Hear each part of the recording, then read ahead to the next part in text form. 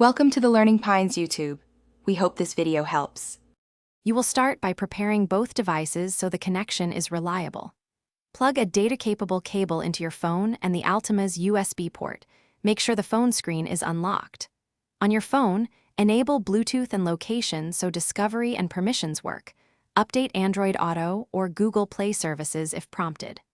Once done, set the Altima to accessory or on so the infotainment system is active. This immediate setup prevents timeouts and permission prompts later. You now make the interface handshake between your phone and the car.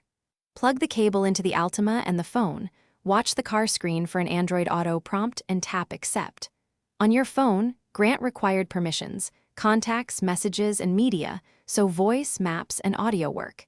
If the car offers Bluetooth pairing for phone calls, accept that too.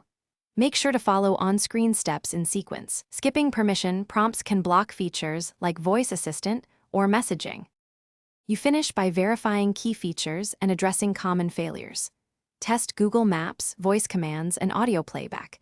If an app won't load, unplug then replug the cable and restart the phone. If problems persist, switch to a different high-quality cable or try another USB port in the Altima because ports can be power only.